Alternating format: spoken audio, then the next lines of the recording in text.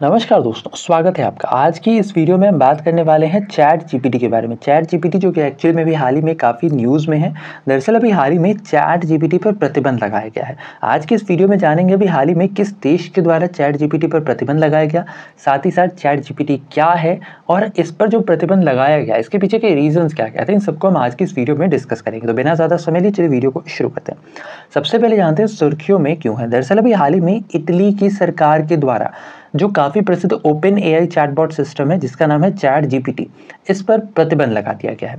और इस पर प्रतिबंध लगाने के साथ ही इटली पहली वेस्टर्न कंट्री बन गई, यानी पहला पश्चिमी देश बन गया है इटली जिसने चैट जीपीटी पर प्रतिबंध लगाया है।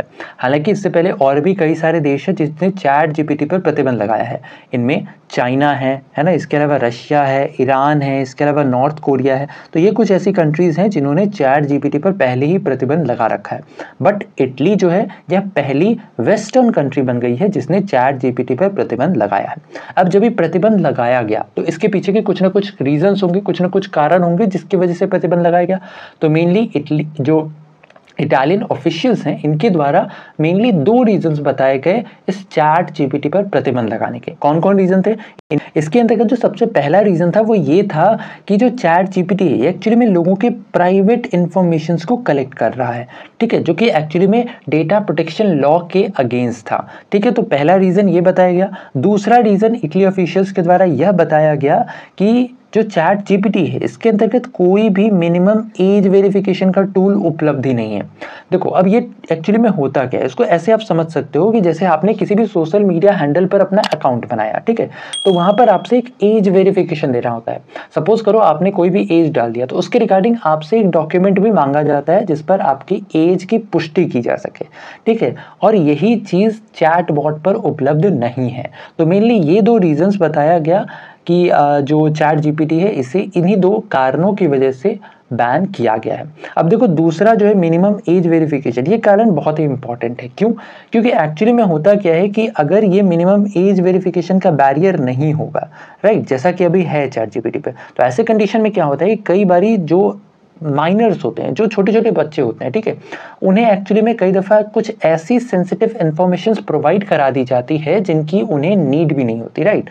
तो वैसे कंडीशन में हो सकता है कि उस पर उस इंफॉर्मेशंस का गलत प्रभाव पड़े।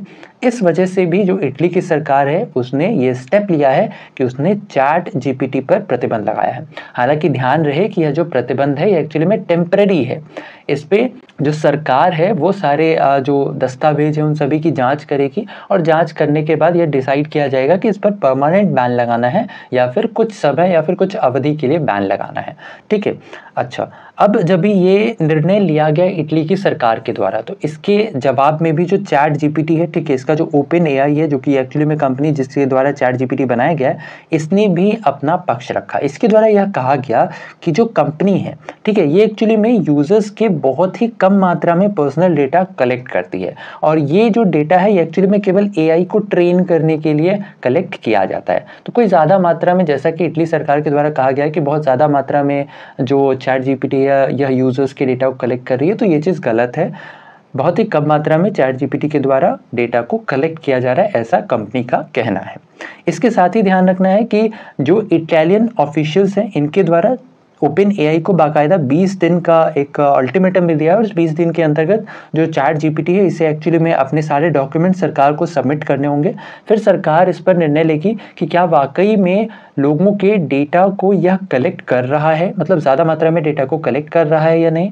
इन सभी चीज़ों को देखने के बाद सरकार फाइनली इस पर निर्णय लेगी और अगर यह सही पाया गया तो वैसे कंडीशन में चैट जीपीटी पर तकरीबन $20 मिलियन का फाइन लगाया जाएगा या फिर उसके कुल नेट रेवेन्यू का 4% हिस्सा फाइन के रूप में चार्ज किया जाएगा।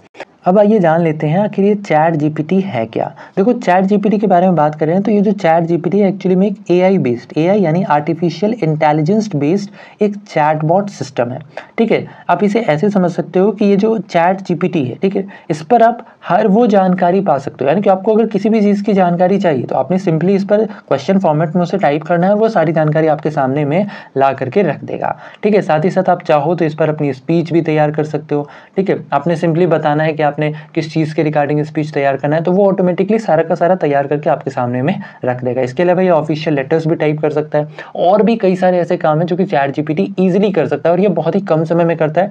तो इससे क्या होता है, आपके समय की तो बचत होती है, साथ ही साथ आपको ज़्यादा मेहनत भी नहीं करनी पड़ती। मतलब एक ही प्लेटफॉर्म पर आप जाकर के सारी की सारी जानकारी बहुत ही कम समय में इकट्ठा कर सकते हो।